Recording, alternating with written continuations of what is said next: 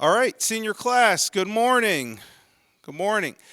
We have a very, very special treat for you guys today, so I hope that you sit back, relax, and enjoy.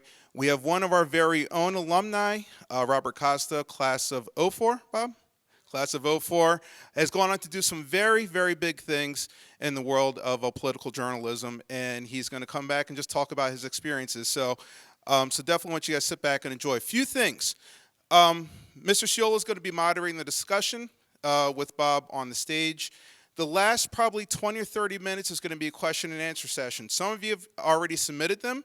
We're going to go through that. If you have questions, like as he's going, your teachers, they have note cards. I guess they can hold them up. If you want one, just talk to one of your teachers. You can write it down, give it to them, and then we'll try to get to as many questions as we can. We are going to dismiss from here to C period. So we're going to be here until the end of B period, and then we're going to dismiss from here to go to C period. Otherwise, you guys sit back and relax and enjoy. This is, like I said, really is a treat. So enjoy this. Thank you. So without further ado, Mr. Sciola, Bob Costa.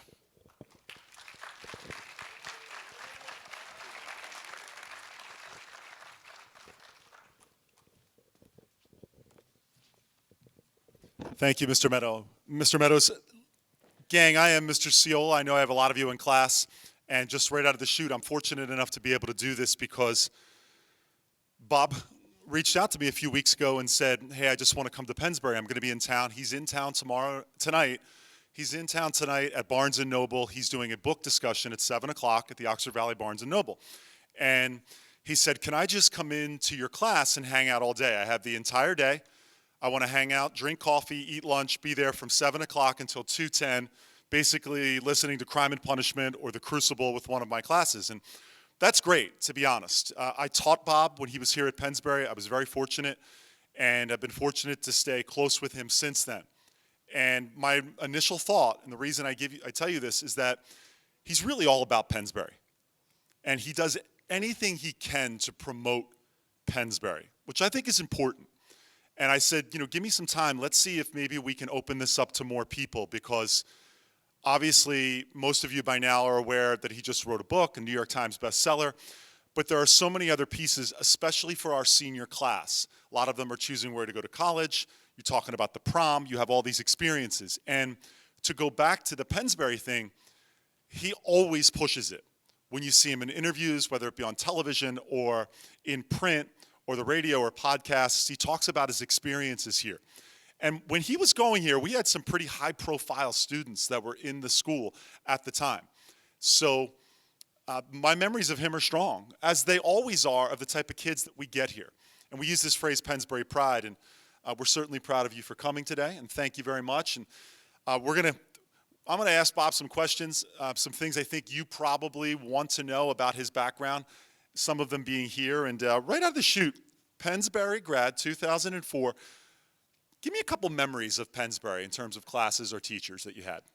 Well, it's great to be here. Thank you so much for coming to this assembly. It's very generous of you to take the time, both the students and the teachers and the administrators. It's an honor to be back at Pennsbury, class of 2004. And I had an amazing experience here. This is a special place. So many students from so many different backgrounds, different personalities, different perspectives. And I always felt that Pennsbury really gave you and gave me an ability to have fun, to get a great education, and to really meet people of all types. And my memories here are that my ambition to have fun and to do different things was always encouraged. And I think that's one thing that's really special about Pennsbury, that I said to myself, having no connections, no parents with any special connections in anything, that I was going to try to do some cool things when I was in high school here. And so, for example, I decided to join the local paper because Frank Sciola, Steve Medoff, who's here, the speech and debate coach at the time, Al Wilson, who was a media teacher, and so many other great teachers, some of them who are here in this room, said, go pursue the media. So I started to write for the local paper, edited the school paper here, and I started to cover rock concerts. And I would meet these rock bands, and I would invite them to come play Pennsbury. In fact, Frank and I were just talking about how on this stage right here, who here has heard of Maroon 5? Maroon 5 played a show right here. Adam Levine was walking around here hanging out with Pennsbury students back in March of 2003, a long time ago. They played here for free, not because we had any special connection, but just because we asked, and we had the gall to ask. Well, okay, it wasn't that simple though. True. I mean, and so I think that they would be interested to know how you got Maroon 5 here. And just my only piece in this is that there was an announcement at 2 o'clock. I want you to imagine today if we said at 2:05, Mr. Meadows got on the loudspeaker and said, Billie Eilish is going to be down in the auditorium at 2:20 if you guys want to pop by.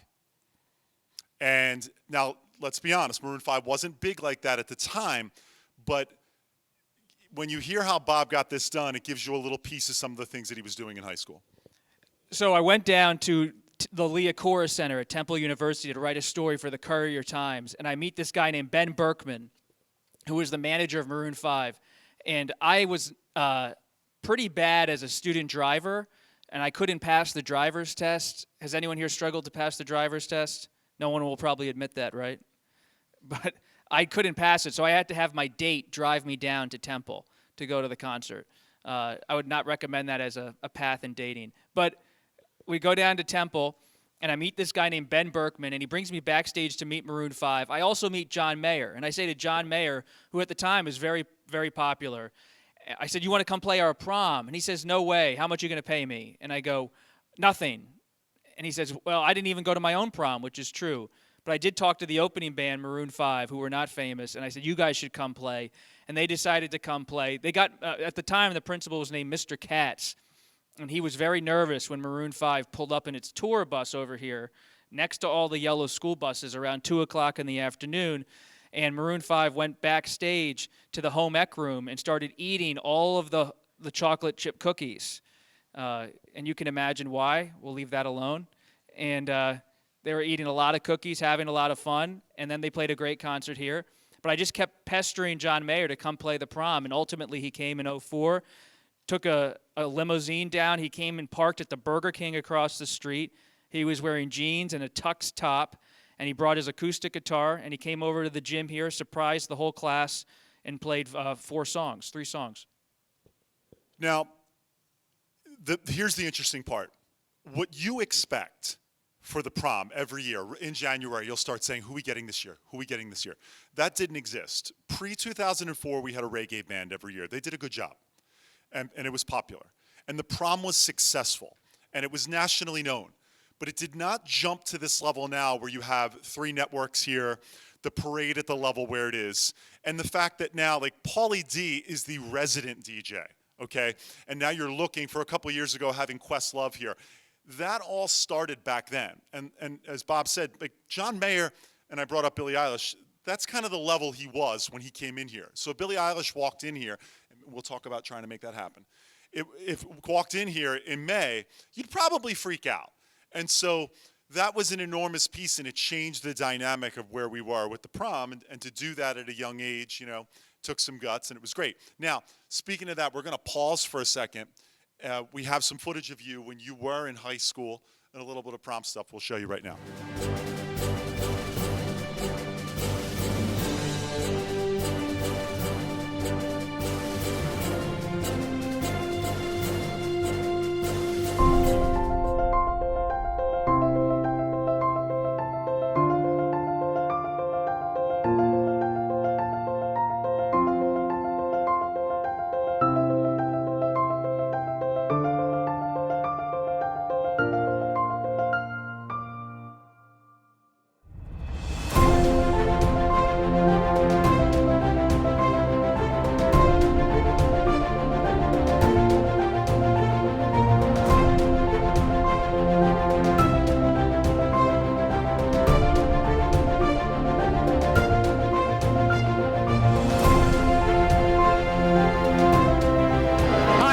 Costa here with PHS TV for the 56th annual sports night here at Charles Boehm Auditorium. For adults already, who would not want to watch this movie?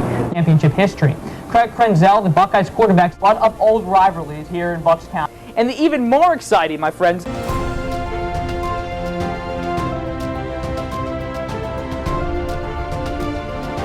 Ladies and gentlemen, 2004. I've loved serving you. I have one special way to remember the year. Ladies and gentlemen, please put your hands together for Mr. John Mayer.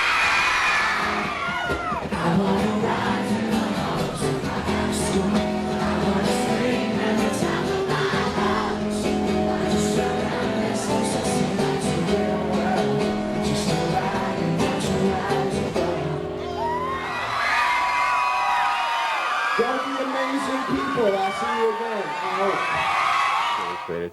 Michael took time off writing about sports stars to spend time with kids at Pennsbury. He wrote a book about it called Wonderland, and we welcome him. But along the way, this kid Bob Costa, who's I'm sure will be, have a decision to vote for him for president at some point. He befriended a band called Maroon 5 that was just a warm-up act for John Mayer. He convinced them to play an after-school gig, which was attended by hundreds of high school kids. Now, a year later, this band Maroon 5 has the #1 hit in the country. Oh, this sounds like a very ambitious young man. Yes, he's Maroon really 5, one of the best rock bands in America, has just come to our high school and played a phenomenal set.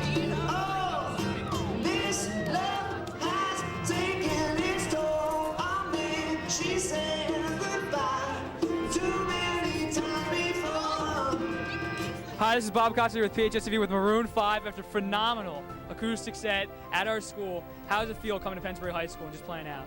Amazing. You guys were so cool to us. So if you could say one thing about Pennsbury High School, what would it be? Pennsbury Falcons rule! And we love Pennsbury High School.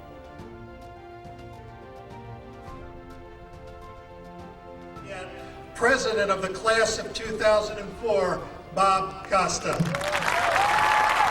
When we can move past the feelings of today, we must begin to think about the possibilities for tomorrow.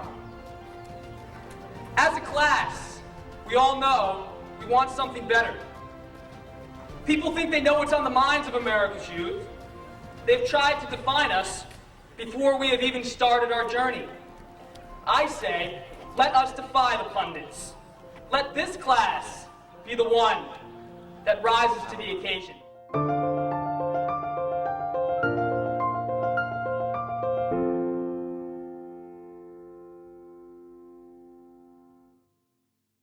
I've not seen a lot of that footage ever in a long time. Mr. Mahoney and his class in video production, great job. Thank you. Yeah, that was very really much. A+, Mr. Mahoney's class. Thank you. I think it was good to pause right there and stop because we had talked about the prom, and we know that's such a big thing here at Pennsbury for our seniors and something we're looking forward to. Wonderland was brought up there, and that's a book. I mean, that's a legitimate novel that follows the what he basically did. Michael Bamberger, famous writer for Sports Illustrated, it follows the life of several students throughout the year. Talk a little bit about that book. Yeah, it was so interesting. This guy named Michael Bamberger, who was a writer for Sports Illustrated, you saw him on the clip there, he started hanging around Pennsbury, and people thought it was a little strange at first. Why is this 40-year-old writer hanging around a high school taking notes? And so I went up to him. I said, "What are you doing?" And he said, "Well, I'm Michael Bamberger. I'm going to write a book or maybe a magazine article about the prom." And I said, "Are you serious? Why?" And he says, "Because I think it's a fascinating story." I said, "Well, if you're really going to do it for real, let me be your tour guide. Let's just I'll tell you what's really going on." And he and I became friendly, and I kind of gave him different tidbits of what was happening in school. And ultimately, he writes this nonfiction book about a year at Pennsbury High School. It's all about 2002 through 2003, my junior year. And I was trying to get John Mayer to play at the prom, and the hardback edition of the book ends with us not getting John Mayer to the prom. But it has a lot of real human stories in it. It's worth a read. If you're a Pennsbury senior or junior, I'd recommend you reading it. It's, of course, a little dated. In some ways, cell phones weren't a big part, if at all, of high school life at that time. So it's kind of a different world. It's a snapshot of a different world. But it was a special experience for me because just by happenstance, I get to meet this prominent writer who really inspires me that you could actually do journalism as a living. Because when I was here, I did PHS TV and media, but I didn't have the expectation that it could be a real career. And to see someone up close like Michael Bamberger who was doing it, and he was around all the time, I thought was pretty inspiring. And you talked about coming to Pennsbury, and what makes Pennsbury different is diversity in terms of across like the socioeconomic scale. And that book takes different types of kids that goes through it. I was never pleased with my depiction. Remember my depiction? Well, because it's not enough of Ciola. Well, exactly.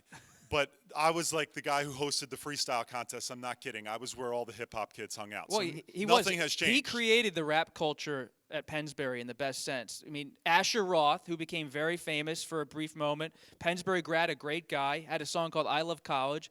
Asher Roth, in my argument, my reporter's assessment, does not exist as Asher Roth if Mr. Ciola is not having his EOP, his educational opportunity period, where rappers could come and congregate and spit lyrics.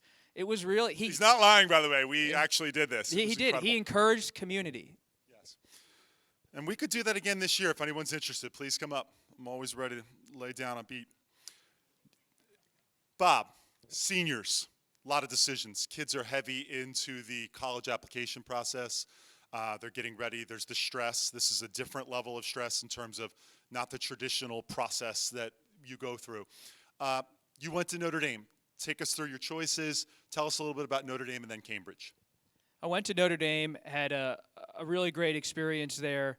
I did a lot of media internships, worked for ABC News and PBS when I was in undergrad, and then I ultimately got a master's degree at the University of Cambridge in England. And it was a kind of a career risk. I went to a graduate school I had never been to before, ever. So I moved to a town to go to school I had never been to. But I thought, why not? And Notre Dame really taught me a lot about journalism, but I still didn't think it was a surefire career path. But after I went to Cambridge, I thought I'm going to give it a try. Okay.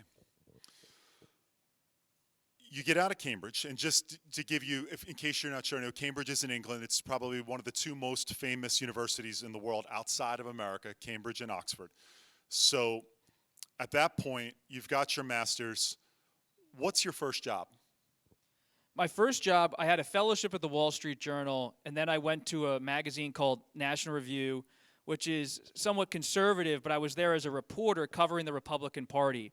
And it was really interesting to me when I was starting my career at 23, 24, to get to know politicians. And one of the politicians I got to know was Donald Trump. Donald Trump, at the time, was just a businessman, got to know him, and got to know politicians who at the time were not high profile, like Senator Bernie Sanders. And ultimately, Donald Trump and Bernie Sanders become major political figures. And I learned as a journalist early on to take people seriously. Even if people think that politicians are not going to be stars or not going to run for president, I should take them seriously as a reporter, just like you should take people seriously regardless of what they do for a living or where they go to college or what they do or who their family is. Take people at a human level and evaluate where they're going. Above my computer at home, when I write articles for the Washington Post or writing this book, I have 2 words: assume nothing. Because I really believe that has to be kind of my guiding principle, and I find it works well for others too, not to preach, but to assume nothing. And I bet a lot of people sometimes assume things about you. You know, maybe you're going to be X, Y, Z in your life, and you may think inside yourself, that's probably not right, because you have maybe a dream to do something as a career or to go to a certain school or to move to a certain town. And I just think you got to trust your gut a lot and take people seriously versus just making assumptions. Just like you don't want people to make assumptions about what you can do with your life, I try as a reporter not to make assumptions about what they're doing with their careers or their policies. Okay, good stuff. Now, you're at the National Review, and you did mention historically conservative publication. So you've gone to Notre Dame. Cambridge is a mix. You go to the Review. You're very young. You become editor of the Washington editor of the National Review at maybe around 25, 26 years old. So you have entree to some of the most powerful people in the country. Bob starts to he's on television. He's on CNBC. You see him. He's one of the talking heads that comes in that that talks about what the issues of the day are. And then along comes the Washington Post. So, the National Review and the Washington Post are complete opposite ends of the spectrum. How did that happen? The Washington, in the fall of 2013, you may remember this, you may not, the federal government shut down. It actually stopped working for weeks on end because they couldn't agree in Washington about how to fund the government. And when they can't agree about how to fund the government literally shuts down. Now, essential services continue, but many parts of the government just close. And when the government was closed, it was about a standoff between, at the time, President Obama and Republicans in Congress. And because I had been working at a conservative magazine, but working as a straightforward reporter, I had great sources in the Republican Party. And not to brag, but I broke the story that the shutdown was beginning, when it ended, and eventually the Washington Post said, who is this guy? How is he breaking all of these stories on the Republicans? And it's because I got to know the Republicans in Congress. And the Washington Post recruited me and said, we want you to do whatever you do for us. And so in the fall of 2013, I decided to leave National Review to go to the Washington Post, which I've been at since January of 2014. But so much of my ability to report on the Republican Party is the same tactics I take with the Democratic Party, which is instead of trying to go through the normal channels, a lot of what I do now is just like what I did at Pennsbury.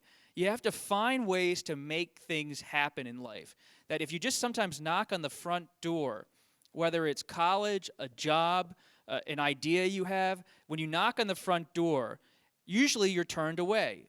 The normal channels are not open always, and they usually want to close the door. So you have to sometimes think about how to go around. And with reporting, the way I go around a lot is I go up to people, members of the Senate, members of the House, and I just say, sir or ma'am, what's your Gmail? What's your cell phone? Because I'm sure, like with most of you, you may have an official email if you have a job or a school email, but you have your Gmail and your cell phone. And if I really wanted to reach you, I could contact you that way. And so I try to go around sometimes the press secretaries, the people who run these offices, to really connect with the people themselves. And that's what I did with John Mayer and Maroon 5. Not go through the layers of the record company, but to go up to these musicians and say, hey, just come to Pennsbury. And I take the same tactic now with sources. Hey, just talk to me for a second. Let's kind of keep this off the books a little bit. We don't need to have a formal interview all the time. And sometimes the best information you get as a reporter comes from these informal conversations with people in power. And so much of it is about staying with that assume nothing mentality. Because, for example, in 2014, I was on the Bill Maher show. Anyone ever watch Real Time with Bill Maher? And so I was on the panel. This is an HBO show in Los Angeles. And there's this old man senator sitting next to me named Bernie Sanders. This is 2014. He's like Maroon 5 back in 2003, not famous at the time. And Bill Maher says to Bernie Sanders on the show, Bernie, you could never be president in 2016. And I speak up on air. This is on YouTube. And I go, hey, Bill, that's an ageist thing to say. You can't say that. Bernie Sanders could be president. And the crowd goes wild because they like the idea. And then Bernie Sanders pulls me aside after this program, and he goes, Bob, thank you so much for what you said. Really appreciate it. And I said, Senator Sanders, I'm happy to do it. You're a serious politician. You got to take you seriously.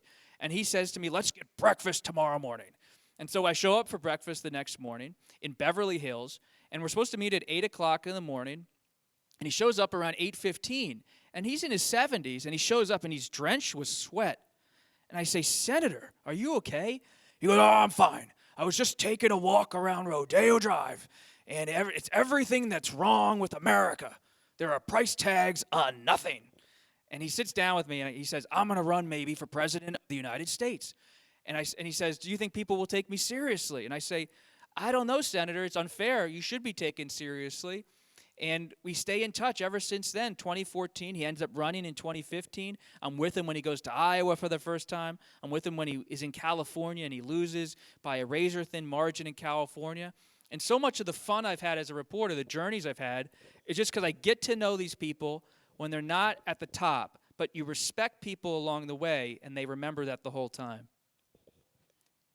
You've hit this twice, and these are the really big themes. You talked about on your way up and how you are with people, the way that, just you were in my A period class, talking to the class at the time, last period. This is something we talk about all the time. You don't know who you're with. You want to treat everybody the same way. So I want to give you a real quick Bob story about his reputation. About 3 years ago, I was in Washington, D.C. I was at a basketball tournament, and I was watching my daughter. I was just sitting there watching it. It's the middle of the afternoon. I'm exhausted. I get a text from Brian Fitzpatrick. Brian is the local congressman here in our area. He had seen on Facebook that I was there, and he said, yo, I see on Facebook you're there. Why don't you stop in and have your family do a tour of the Capitol? It was the last day of the week that we could do it, and it was about 2 o'clock, and it all closes at 5, and I was not dressed. I was wearing an Apollo Creed t-shirt. I was unshaven, whatever. None of us are dressed, and my daughter is playing basketball there, and she's certainly not ready, but how can I turn this down? So I'm like, sure, we'll be there. We get in an Uber. We race there. Not even paying attention. We can't change. There's no time. We get into Fitzpatrick's office. He's not there. There's a page. She's going to take us around. She's from New Hope, Silbury. She's a 20-year-old girl who's an intern. She's going to give us a Capitol tour. We're about 3 minutes into it, and I think, let me text Bob. I'll see if he's around. I said, Bob, I'm in the Capitol building. He goes, oh, great. Where are you? I tell him. He meets us. 5 minutes later, he's there. From there, it's a whirlwind tour to the scenes that you don't get to see, and that's cool, but that's not why I'm telling you this. As we're walking up the stairs, I see Mitt Romney, Senator Mitt Romney. He's down the hall. And I'm like, oh my God, there's Mitt Romney, way taller than you would expect. And he's walking down. He's walking down the hall, and as Romney gets about 10 feet away, I'm like, I'm in an Apollo Creed shirt, I'm wearing shorts, my wife is like, she's like uncomfortable. I turn, I look at Ava. Ava has a Michelle Obama 2020 t-shirt on. Had not noticed that on the Uber ride. I hadn't noticed it at all. I hadn't even looked at it. Michelle Obama, 2020, which is, Ava. And so Romney comes up. Bob says, hey, this was my high school English teacher. Romney pulls me aside. I don't know Mitt Romney. I don't know at all. I've never met him. He goes, most likely the fairest person in this city. Then he spins around. He goes, Bob says, you want a picture? I get a picture. He turns to Ava. He looks at the shirt and he goes, you probably don't want my picture. We get rid of Romney. We go down the hall. We see Ilhan Omar. You know Ilhan Omar from the Squad? Okay. There's a big deal that day. Same thing. She says the same thing. We see Mark Meadows. Mark Meadows becomes Trump chief of staff. Same thing. Republican, Democrat. They're all saying the same thing. They all pull me aside. Nobody's more professional. Nobody treats us more fairly. Republican, Democrat, didn't matter. And that's all we talked about. When we left the Capitol building, all we said was, that's what you want really in life. You want to treat everyone the same way. You want to be respected. You want to prepare. And you want to assume nothing about people. Romney saw the Michelle Obama shirt. He made an assumption. Not an incorrect one. I made an assumption when I saw Romney. I'll be honest. He was different. Meadows, the whole crew. So that was really, really good stuff, especially, for seniors. All right, so Bob goes on. You saw up here, he takes over Washington Week. Washington Week's a long-running show on PBS, probably the longest-running PBS politics show that had been on. And Bob takes over for the longtime host. Wasn't sure it was something you were going to do, but it was definitely the right move. It's a Friday night show at 8 o'clock. That's purely, it's not opinion, it's purely news. Does this really well. And then what I want you to tell them about, because this is the big piece. The lead, Bob Costa, Philip Rucker, two lead reporters for the Washington Post, which is the most famous newspaper in the world. NBC, MSNBC every day. Host of Washington Week. Life is not bad for a 35-year-old. Not at all. You're going to give it all up. Guaranteed paychecks, all that dynamic. You're going to resign at that point in your life, which is a big step, and we all have this step. We sometimes question, should I do this, should I do not? Why did you resign? Take us through the thought process. Sure. I mean, so much I think in life is you got to, one, be willing to take risk, and two, be willing to change. And with Washington Week, when I became the host real quick, in 2016, a friend of mine, she was a real legend, the first black woman to ever host a primetime news program, Gwen Ifill, she dies suddenly, really in a tragic way, from illness in 2016. And PBS is looking for a host. She had been host for 17 years, and they didn't really have a succession plan in place. And I didn't even have an agent at the time. And they're going through all these different guest hosts. And I'm a guest a lot with her, and then I'm a guest with the guest host. And it's around January, February of 2017. She's been passed away for a few months. Still no idea of who's going to succeed her. So I'm sitting there in the green room at PBS one night on a Friday night after doing the show, and the producer says to me, "Gosh, we just can't find anybody who really fits." And I said, "Well, I'll guest host." And they said to me, "You're interested in guest hosting?" I said, "Yeah, why not? I'll host." So they said, "All right, guest host next week." I guest hosted the next week, and then for the next 3.5, nearly 4 years, I never stopped hosting because it just worked. The audience responded. They kept having me as guest host, and they eventually gave me the job, all because I raised my hand. And people assumed I wasn't interested in being the host. But I just said, hey, I'd be interested in being a host. And it became one of the joys of my life to be the host of a television program on Friday nights. I'm sure many of you have not seen it because it's 8 o'clock on Friday nights. I assume you're doing more, assume nothing, but I would expect you're probably doing some more fun things than watching PBS at 8 o'clock on Friday. If you did watch it, you'd help lower the audience from the average age of 80 to maybe 75. So with the book, though, this is a real crossroads in my life. And you're going to face crossroads like this in your life. I had a contract in front of me to sign with PBS again. I had a great relationship with MSNBC. I'm on the front page all the time for the Washington Post. I have 3 jobs at once, 3 full-time jobs at one time. It's intense, but it's fun. And I thought to myself, I'd probably just keep doing this. Then my mentor in journalism, Bob Woodward, a famous journalist who's most noted for breaking the Watergate story with Richard Nixon in the 1970s, he calls me over to his house around Thanksgiving of last year. If you had talked to me a year ago today and said next year you're going to have been on the New York Times bestseller list for 7 weeks and you will have written a book, I would have said, no way. That's not my plan. Because Woodward didn't come to me till Thanksgiving of last year. And he comes to me and he says, let's write a book together. He had written 2 books on Trump, and he wanted to write a third on the final days of Trump. And I said to myself, after meeting with him outside at his house around Thanksgiving of 2020, I got to really think about this. Bob Woodward is a total pro. He's written 20 best-selling books on politics. I could really learn how to write a book. And at the time, I didn't know how to write a book. I said to myself, I want to learn a new skill.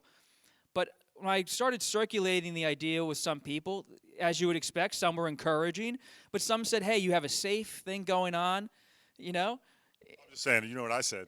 Do it. Do it. Ciola said 100%. I talked to about 5 people I really trust, and Ciola was one of them. And I said, what should I do? And he said that I should do it. And I agreed with him because it's so easy in life sometimes to say, I'm just going to keep doing what I'm doing, especially if you're doing okay financially and socially, and it seems like it's just a nice way of doing things. But as Mr. Ciola and I were talking, you know, he's taken on different adventures in coaching throughout his life. Sometimes you have to have the willingness to change, and it can be tough.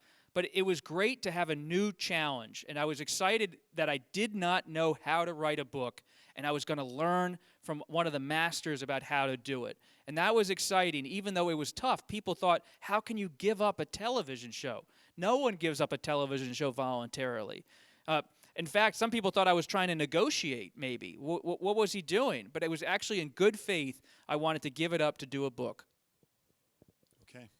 And it's worked out pretty well.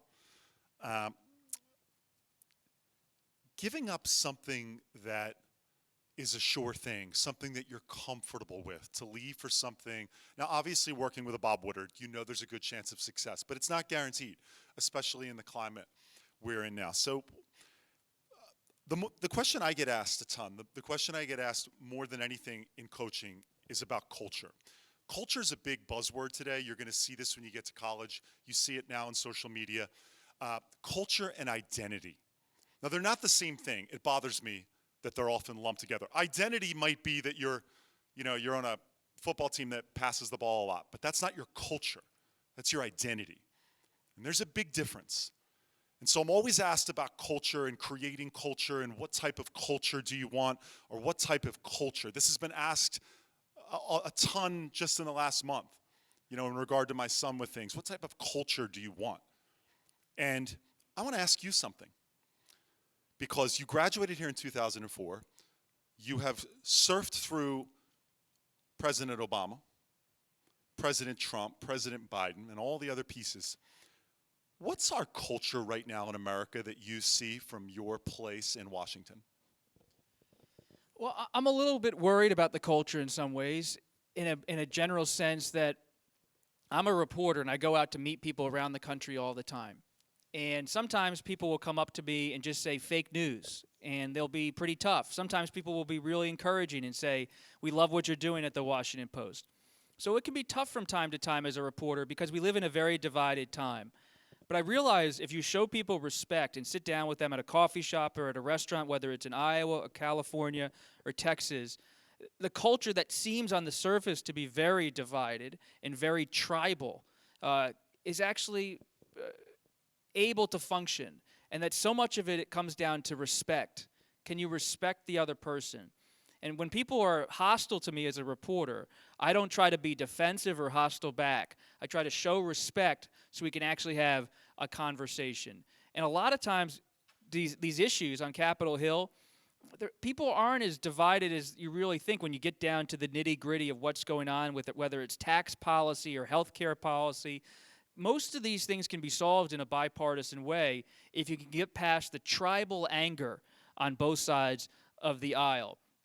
And as a reporter, I think it's my job to make sure that the reader, the citizen, the audience on television or in the newspaper has the most accurate information and has what I call the truth. What is the truth of what's happening? What's not the spin, but what's the real truth of what's going on here? And in the culture, I think we all could do a better job of just being gentler to each other and less suspicious about motives and really try to listen. And Woodward had great advice for me sometimes. He would look at my transcripts during the interviews we would do for this book, Peril, and he would say to me, look at my transcripts. And I would look at his, and he would have maybe one word as a question: why, how, when? And he would look at my transcripts, and he would see paragraphs sometimes of me talking. And he said to me, and he's very Midwestern, very nice, and he would go, Bob, maybe it's best if you listen more. And he was right. I was talking too much. Listen more. And that's the best stories for the book and the best stories as a reporter come out when you shut up a little bit, listen more, and really try to hear what the other person is trying to tell you.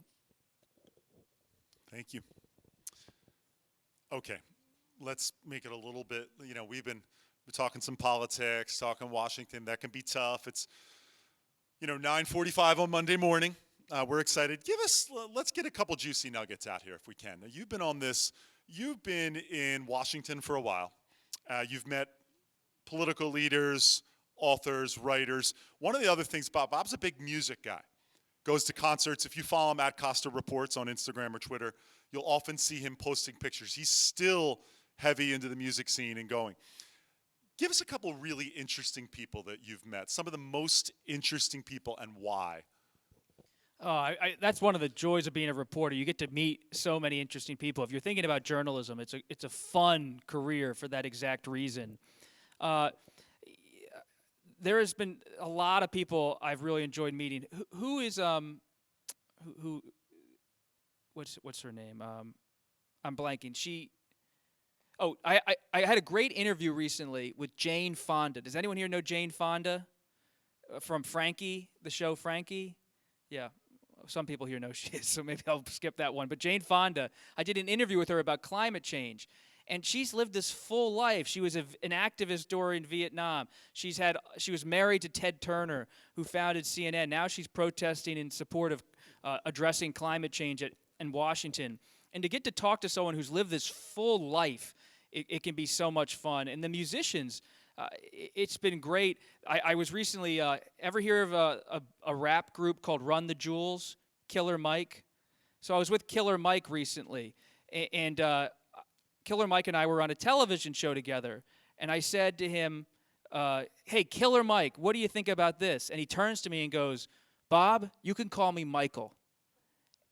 And I said, all right, from now on, we're Michael. You're Michael, and I'm Bob. And we had this amazing conversation that he told me after the show was all about, he said, love and respect. He's from Atlanta. He's a hip-hop artist. He's a rapper.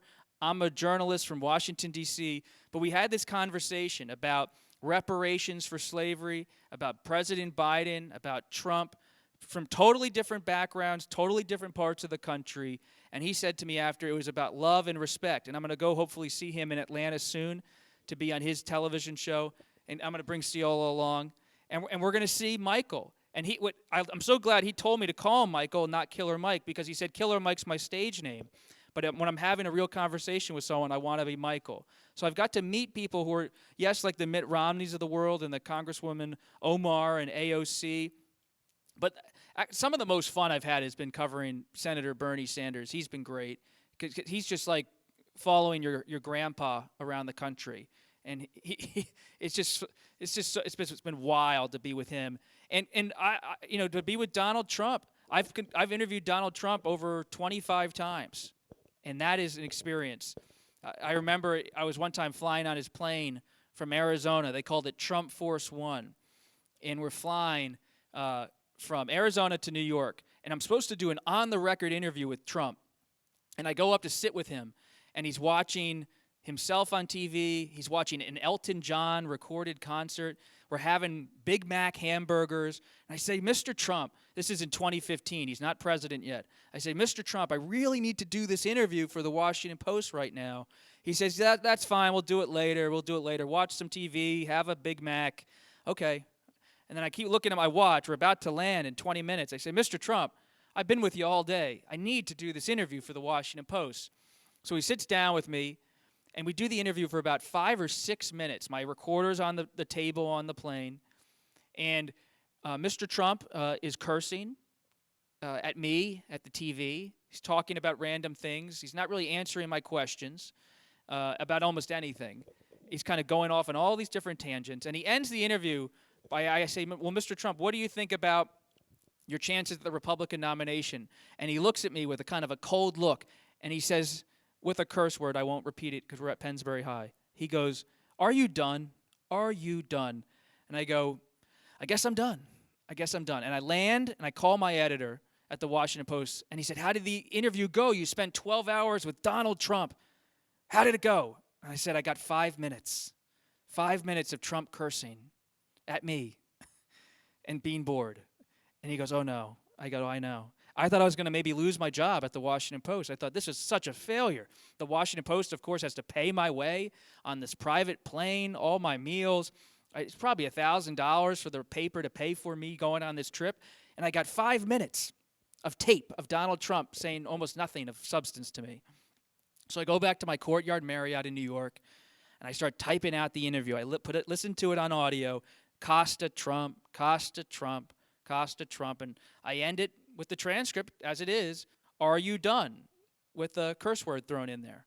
I send it to my editors. I say, this is what I have. Sorry. And I was just hoping to move on and maybe I would keep my job. About 5 minutes later, I get a ping on my email. And it's my editor, and he's copied other editors on the email reply. And he says, this transcript is out of control. All Trump does is shout at you and yell at you. I said, I know. That's the whole thing. He goes, it's brilliant. And they decide to publish it the next day in the Washington Post. And you can look this article up online. You know, the dateline is what they put in the front of an article to tell you where you're at. The dateline for this article is flying across the country with Donald Trump. And the headline of the article is listening to Donald Trump curse and yell as he flies across the country. It became the most well-read story at the Washington Post that month. And it became the first time someone ever published a transcript of Donald Trump talking. And people loved it, whether they hated Trump or loved Trump, because it showed who Trump is, who he really is. And Donald Trump, people thought he would hate it. I talked to Trump later, and I said, did you see the story about you, which wasn't even really a story, it was a transcript. He goes, I saw it. It was accurate. That's awesome. I can tell you that when Bob, one of the things we didn't talk about was when he took over, when he went to the Washington Post, his assignment was to cover whichever Republican candidate was in the lead. And as you guys know from your government classes, you'll have all these primaries, and you'll go from Iowa to New Hampshire to various places. And whoever was in the lead, Bob would be on the bus literally with him, whether it be Santorum or whoever, if Romney or Ryan or whatever. And he was the first person who told me. And you have to understand, like, you look at it now in 2021, In 2015, we weren't thinking, it's going to be President Trump. Much as in 2007, we weren't thinking it's going to be President Obama. These are important pieces. We thought it was going to be President Hillary Clinton, and how quickly things can change because the pulse of America is often different than what we are shown in the media or in Washington. And Bob, tell us real quick, where were you in Pennsylvania when you weren't you following Trump, or you thought, I remember you called me after that and you're like, I think this guy is going to be the candidate. So I went across, I said to the Washington Post in the final month of the 2016 election, said, what do you want to do, Costa? You've been covering this all year. I said, I actually don't want to be with Trump in the final week or with Clinton in the final week of 2016. I want to go across my home state, Pennsylvania, and drive across alone and talk to people in the state. So I started at the absolute border of western Pennsylvania, the Ohio-Pennsylvania border, and I drove all around Pittsburgh and all these different former steel towns and mill towns around Pittsburgh, and I kind of circled western Pennsylvania. I came down south central Pennsylvania, up around State College, and I tracked it all. I interviewed people, put them on audio tape, took pictures of people as I sat across from them, normal people, regular people. And I spent about 3 or 4 days going across Pennsylvania in the final few days of the election. And my article, which was very long, ended up being the article on the front page of the Washington Post on Election Day 2016. And I went across Pennsylvania, which was the key state in 2016. It had not gone for a Republican president since 1988. So think about that. It was a very Democratic state when it came to presidential elections for many years, decades. But in 2016, I spent 3 or 4 days in the final days going across, and I realized all of western Pennsylvania was full of Trump signs, everywhere you went. And here's where the real tell was to me as a reporter, and this is why it's so interesting. You learn about human behavior as a reporter. I would go to coffee shops or diners, and I would, whether it's in central Pennsylvania or even in the suburbs of Philadelphia, I would say to people, who are you supporting? Who are you voting for? And because I'm a reporter at the Washington Post, a lot of people are initially cagey. And the answer I often got was, well, I hate them both. I don't like them both. They both stink. And about 5 or 6 questions in, I'd come back to it. Well, who are you really supporting? And a lot of times the answer would be Trump, Trump, Trump. They weren't telling me the truth at the top of the interview. It took a few questions to get to the truth. And so I wondered as a reporter, if people aren't telling me the truth at first, often because they felt a social stigma to discuss their candid political views, then maybe the polling information about Clinton and Trump was not entirely capturing the story of what's happening in Pennsylvania. So it was anecdotal, but it was real. And I went to the Washington Post on Election Day when I published my story, and I said behind the scenes, look, this is all just reporting, but if this reporting bears out and is in any way indicative of the mood in Pennsylvania, Trump is going to win Pennsylvania, which even on Election Day 2016, people didn't really think was possible. But what happens? Trump wins Pennsylvania. And I'm so glad I went across the state instead of kind of going with the mob of reporters to cover the events, because you really got a sense of why Trump won. And it wasn't because people loved Trump, at least in the voters I spoke to in Pennsylvania.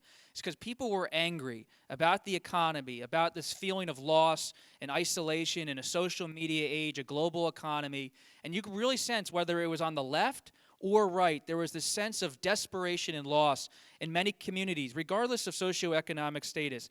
And sometimes people responded to this feeling, this emotion, by supporting someone like Senator Bernie Sanders, who offered them a new, fresh version of left-wing politics, or they migrated to the right to someone like Trump, who offered a new version of right-wing politics. All right, thank you.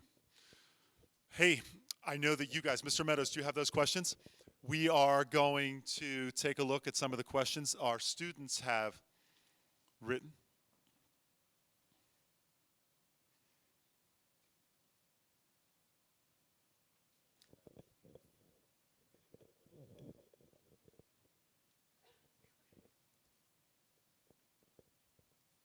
Okay, Bob. Bob, first question, did you ever have doubts in college about what direction you were going in terms of your major, your career choice? I really did. And in fact, I just wrote a chapter for a book called Letters to Your Freshman Self. When I went to Notre Dame, people think I've had this very smooth path. In many ways, I've been blessed and lucky. But I almost left Notre Dame my freshman year because I just thought it was tough to move away from home. I was in Indiana. And so I wrote this letter to my freshman self for a new book saying, when you go to college, a lot of you are going to say to yourself, this is a culture shock. It's different than Pennsbury. It's different than Fairless Hills or Lower Bucks County. And you're going to feel strange that even if you're going somewhere in the Philadelphia area, that this is something new. And my advice to you, and you can take it for what it's worth, but my advice to you is to not quit. Because it's very easy in life when you get agitated or you start to feel like you're in a new culture that you don't like and you don't have your friends around or your family around, to quit. And I didn't quit going to Notre Dame. I almost did. I applied to different schools. I thought about going to get a job. But I stayed with it. And I'm glad I did because it's very easy to get overwhelmed by a situation when you're a freshman in college and just say, even after the success I had at Pennsbury, to say, I'm not sure if I really like this college stuff. And so much of getting through college, I found, was just finding some good friends that you can really just have a normal friendship with, people you can watch movies with, play sports with outside, hang out with, so you don't feel as isolated. And to get off the phone sometimes and to just go meet new people. And it's very tough in college at times. So it's going to be tough for you. I know even my personality was pretty social, but people come from their different parts of the country sometimes when you're going to a new college and everyone has their own social groups. You just got to persevere through that kind of hesitation you might have, or at least I had, and carry on. And it's not easy, but I would urge you, if you remember anything from this, to say, if you're having a tough time freshman year, if you go to college, or if you don't, it's fine too. But if you go, if you're thinking about quitting, just say, I remember that guy said don't quit. And maybe I can find some new friends here or do something else. Okay. This is a good one. You could go many ways with this question. I'm hoping that you answer. I'm hoping that you're able to, at this point in your life, to share a particular story, but it's up to you. Have you ever done a report on someone where they've been mad at you afterward? Which story are you thinking about? Plain Trump. Get off. Oh, right. I mean, yes. So this is here's an interesting story. In 2016, Donald Trump, this is a little bit of a different story. In September 2016, I'm interviewing Trump. He's now the Republican nominee for president. And I interview him about birtherism. He had said President Obama was not a citizen, which was, in many, it was a racist, a terrible thing to say, that President Obama is not an American citizen. And so I challenged Trump about this on his plane in an interview. And he got very angry with me. Why are you asking me this question? Why does it matter? And I just kept asking him the question, because that's what a reporter has to do. Sometimes you have to go into the uncomfortable. And I just kept asking him the question, do you believe President Obama is an American or not? I don't want to answer it. I don't want to answer it. Stop asking me the question, Costa. And so I published an interview the next day, front page of the Washington Post. And this is big news in Washington, in the country. The Republican nominee won't say whether Obama is an American. So we put across the front page, Trump declines to clarify birther comments. Trump exploded. He did not like this. He had to have a press conference the next day, then finally acknowledging that President Obama is an American citizen. And I thought my relationship with Trump as a reporter was over. And that's fine. Sometimes your job is to just ask the question, and if things explode, they explode. This is September of 2016. And so I had retreated a bit from the Trump beat, didn't think I was going to interview Trump ever again. Then a month later at the Washington Post, they break a famous story called the Access Hollywood story, which is where they caught Trump on tape making some very offensive comments. And people thought this was the end of the Trump campaign. And I had Trump's cell phone. And the day after the Access Hollywood tape breaks in October of 2016, I decided to call Trump on his cell phone on Saturday morning. And so I dial him up. And I just think to myself, he's probably watching TV by himself. He was. He picks up the phone. He goes, "What do you want?" And I go, "Mr. Trump, it's Bob Costa. I'd like to interview you on the record. On the record. Let's do this on the record. Are you going to stay in the race?" And he says, fine. He says yes to the interview. And it's the first time he's spoken in an interview after this huge scandal of Access Hollywood.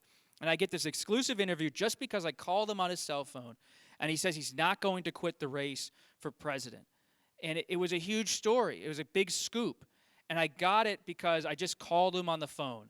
And it would be so easy to think this guy's never going to talk to me again. He hated my previous interview with him. But sometimes as a reporter or in life, you just got to keep knocking on the door, making the call, and you don't know how it's going to play out. And in that time, he picked up the phone and gave me the interview.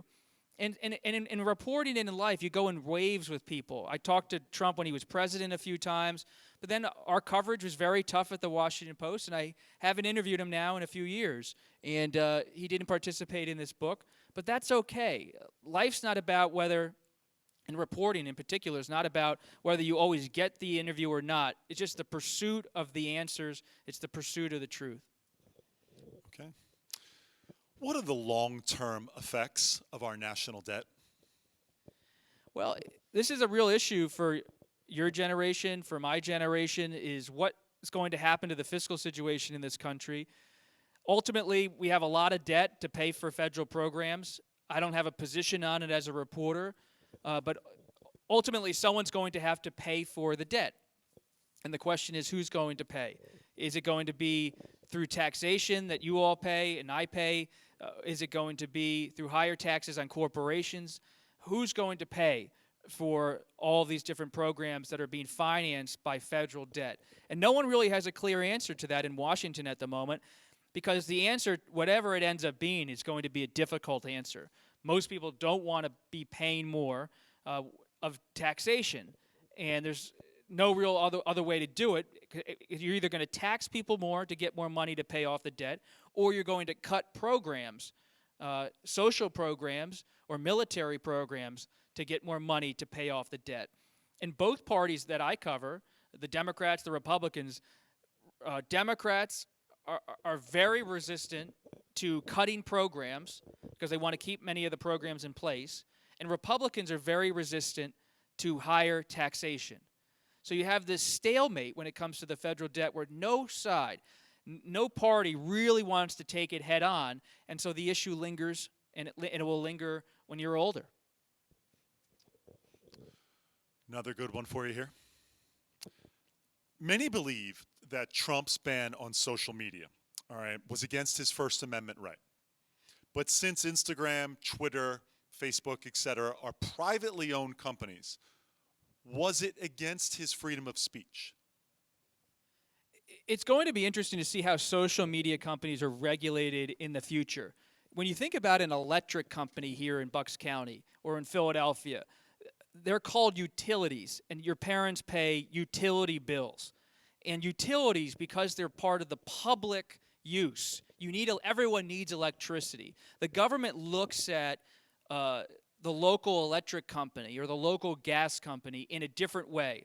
So if I'm a senator or a congressman, I look at the electric company as what I call a social utility. It's a utility company because everyone needs electricity and gas. So I'm going to manage that in a highly regulated way in Washington. But if I'm talking about Burger King across the street, that's not a social utility. People choose to go to Burger King. Not everyone needs hamburgers.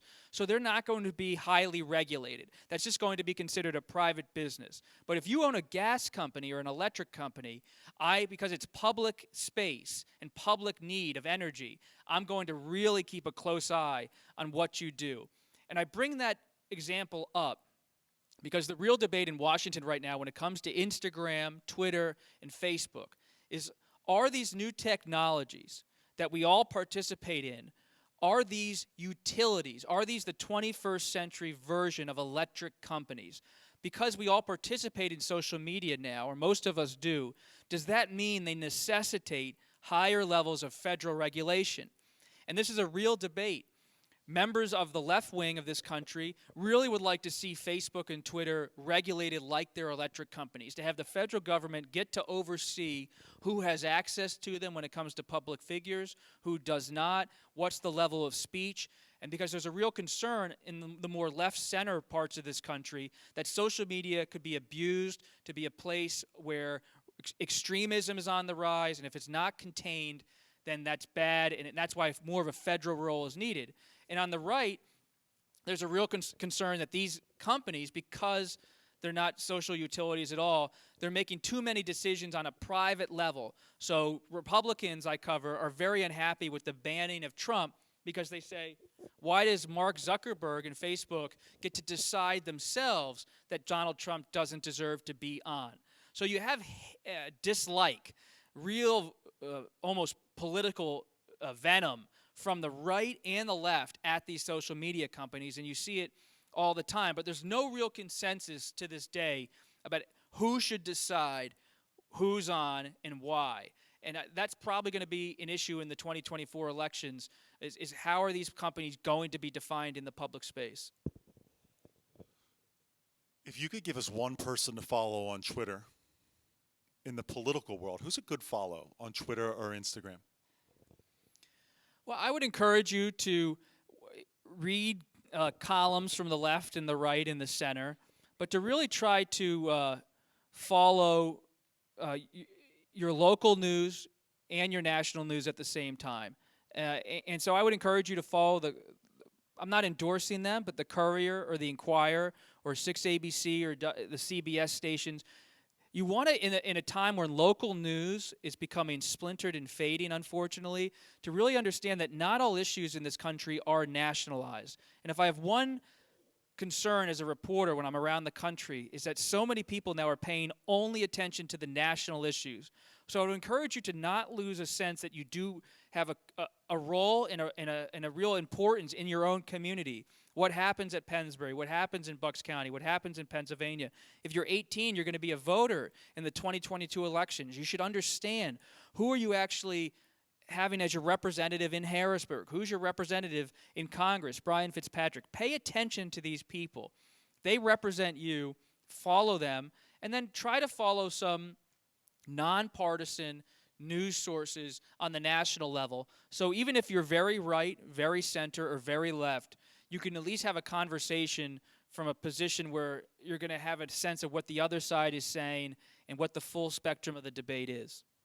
You've done a magnificent job of balancing things today.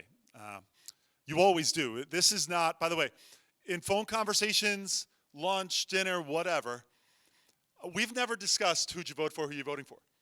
This is like, it's like a thing we dance around. We talk. I remember the Democratic debate when they were going up there, and I was waiting to pick up one of my kids from basketball practice, and you called me 5 minutes before you went on the air, and you were talking about who's going to win that night and what's up, or the Republican. We really don't.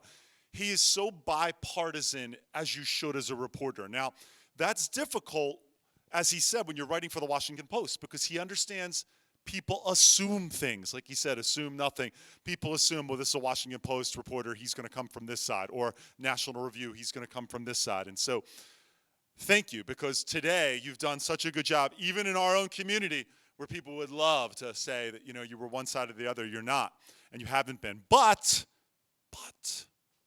I have one last question for you. And you have to answer it honestly, professionally. Who's the next president of the United States? That's a tough question. President Biden at this point is going to likely run for re-election. He's made no noise about not running for a re-election. And getting to know, I've covered Trump so often for over 10 years. I first met Trump in February of 2011, if you can believe it. 10 years, multiple interviews. People almost forget that I've known Biden for a long time. I've covered Biden, half our books about Biden. Biden's a guy who's 78 years old, ran for president twice before he ran again in 2020. And don't count him out as someone who wants to run again. He is someone who has been in the Senate since 1973, then was 8 years vice president to Obama. This is someone who has seen tragedy in his life. I don't know if you know, his daughter and wife were killed in a car accident in 1972. He's barely 30 years old, elected to the Senate from Delaware, and his wife and daughter are killed as they pick up a Christmas tree on the way back home. They get hit by a car, and he decides to stay in the Senate, raises two boys, gets married again to Jill Biden, who's now the First Lady. This is a guy who's been up and down. He's lost. He's won. And you can say, oh, he doesn't have this speaking style that's very smooth. Well, maybe you know this, maybe you don't. President Biden fought a stutter for most of his life, was a stutterer, and really had to break through that. And think about how interesting that is. Someone who grew up in Scranton, Pennsylvania, goes to Delaware, is a stutterer, and fights through it to become president of the United States. Not easy. That's someone who doesn't give up. And I say all that to say he's our current president. He deserves a lot of attention and scrutiny as well. And I'm not ruling out he runs again at all. And if he doesn't run again, though, Senator Harris, now Vice President Harris, I've covered her for a long time, she would be seen as many as the presumptive Democratic nominee if President Biden does not run. And we're really watching on the Republican side, does Trump run again? He's making a lot of noise that he wants to run again. He seems to be holding these rallies all the time. But 3 years is a long time, and we don't know what's going to happen in global politics. I keep saying assume nothing. We don't know what's going to happen with China and Taiwan, what's happening in the Middle East. And that's, if I could give you any advice, it'd be keep reading. Read local news, read national news, read global news. The real thing about my success, if I've had any, is I have just read the newspaper every day. And if you read the newspaper, it doesn't matter who else you're competing with, you understand the currency of information. And the currency of information is accessible to all of you in this room. Just read a paper, think through issues, and you can do absolutely anything you want. And a lot of people you think are in a better spot than you, they're not reading a newspaper, they're not reading websites that are substantive, and you can beat anyone in this country if you just stay steady, read a lot, and have faith in yourself. Bob, that's a great answer, but you didn't answer my question. I gave you my analysis. It was good. Just listen, it's 3 years away, but I need to get down on FanDuel right now. Give me an early favorite. What do you think? If it's you, is Biden running? It looks like Biden's running again, and it looks like Trump's almost certainly going to run again. And so we could be looking at a rematch in 2024. At this point, I'd have no reporting to say that it's not going to be Trump versus Biden again. But I'm not ready to say Trump's the nominee in 2024. You have a lot of ambition out there. Ron DeSantis, the governor of Florida, he's making moves. Mike Pompeo, the former Secretary of State, former Vice President Pence. The Rock. Hey, we all laugh. Can't laugh at it anymore. You can't laugh. People used to laugh when I said Donald Trump could be president. They would say, what are you talking about? Why are you even covering him? I said, we now live in an age where we're convulsing politically, and that things that didn't seem possible, a democratic socialist like Bernie Sanders being Democratic contender, a reality show host like Donald Trump becoming president, we're in a time of total upheaval. And if you're open to that, it can be quite exciting to cover and track as a person because you realize we're in a time of change. And instead of being afraid of change, follow the change. And you're right, Frank. Maybe The Rock decides to run because we have a culture now where celebrity is enormously powerful. If you have a social media footprint, it's enormously powerful. And so whether it's The Rock or someone else with that kind of status, I don't rule it out. And they deserve tough coverage if they run. Bob, you've said a lot, said some really good things. You're going to be talking tomorrow tonight, 7 o'clock tonight at Barnes & Noble. If you're interested in the book, Pearl, obviously you can tell your families and whatnot. Most importantly, thank you so much for coming back to Pennsbury today and sharing, to this point, the age of 36, what's been a really interesting and incredible life. So how about a round of applause for Bob? Thank you. And I just want to say thank you to Mr. Meadows, Mr. Ciola, Mr. Medoff, all the other teachers in here. And I just want to really wish you guys all the best because you're Pennsbury's finest, you're seniors, and really just stay well with what you're doing. And just know I'm rooting for all of you. Best wishes.